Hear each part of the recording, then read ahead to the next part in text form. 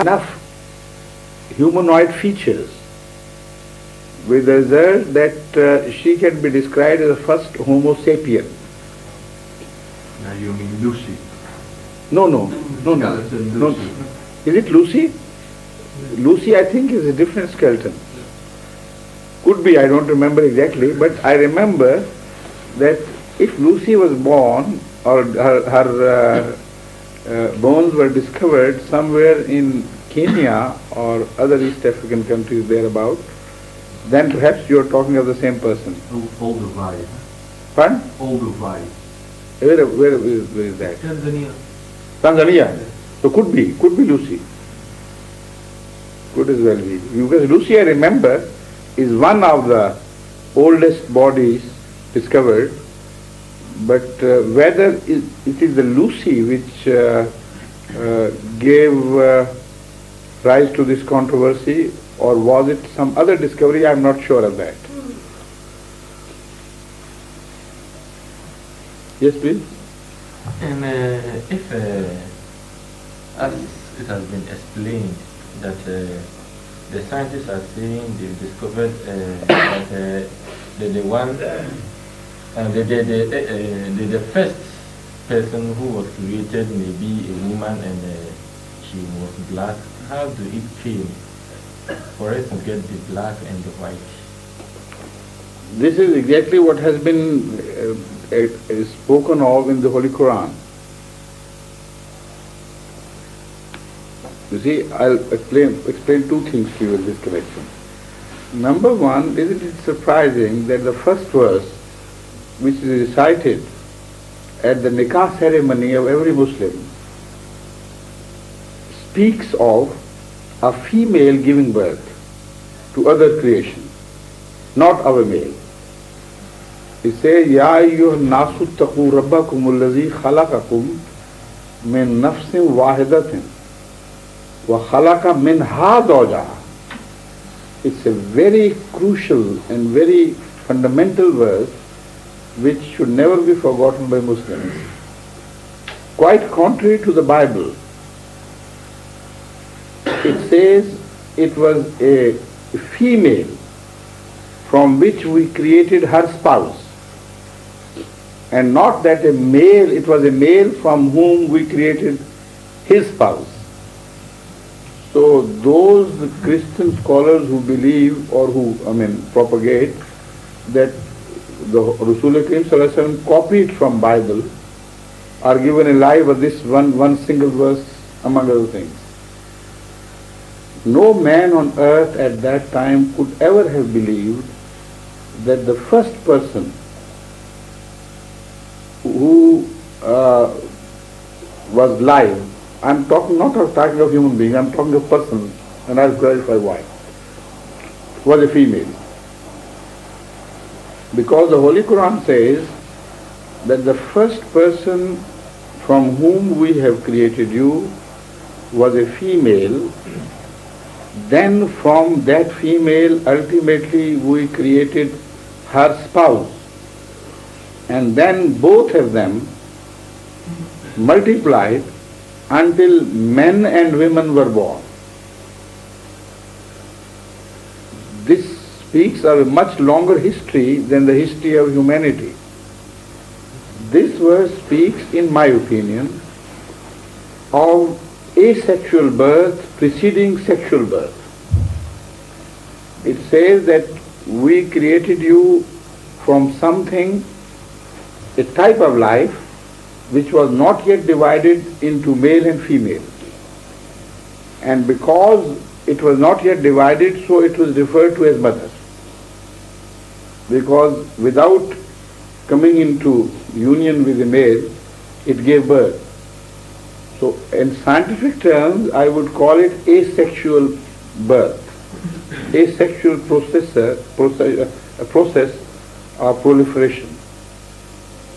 Then Allah tells us that from her we created a spouse, and then sexual reproduction began. And from that sexual reproduction were born men and women. So which means that before the creation of man, male and female had already been involved in the reproduction process. So there is no question of the first person among humanoids being a woman or a man, because both were offspring of some species which was already divided into male and female. So in the light of this, read this verse again and you will be surprised that for the last 1400 years people have been reciting it, yet not fathoming the underlying meaning. Ya ayyuhan nasu ttaqu rabbakum allazi khalaqakum min nafsin wahidatin. O human beings, and it doesn't address mu'mineen, believers only. This is again the beauty of this verse, because it refers to a wider phenomenon of reproduction.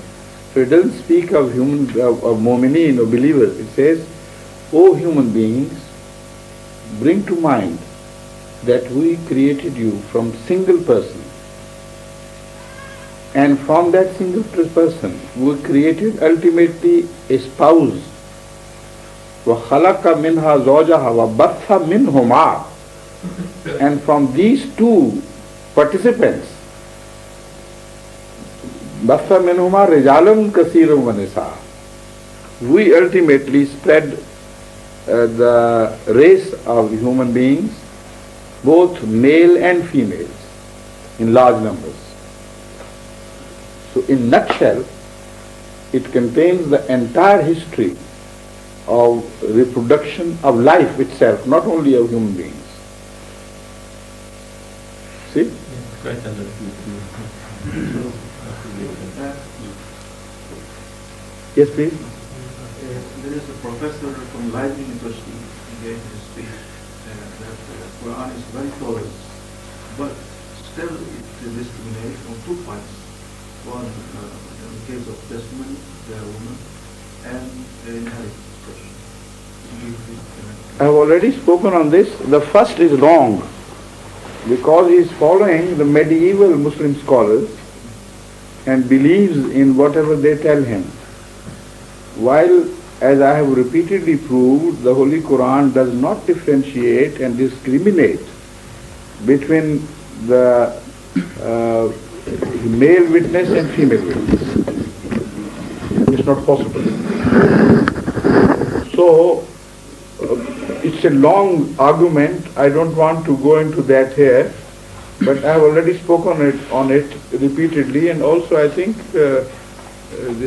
one of the articles has been published previously, the reasons why we believe in that. And as far as the second point is concerned, what was that? Inheritance. You see, number one, it should be understood, although I have spoken amply on this subject as well, but for your benefit I will only repeat in gist. It should be well understood that Islam is the only religion in the world which speaks of female inheritance. Neither Judaism, nor Christianity, nor Hinduism, nor any other religion for that matter, establishes the right of a female to inherit the property of her parents or her next of kin or brothers, etc. So that is where Islam is distinct and stands out. So instead of blaming Islam, they should be praising Islam. And I have been speaking on this subject, and during my jalsas, which is among ladies, and once even the Britishers were surprised to find that until recently, during the last 2 decades, even according to the British law, British women could not inherit. So it's just a recent change in the British law which makes the British women not only inherit, they could not own anything. They could not have any property. So as far as religions are concerned, Islam is the most beneficent and understanding religion and speaks of equality.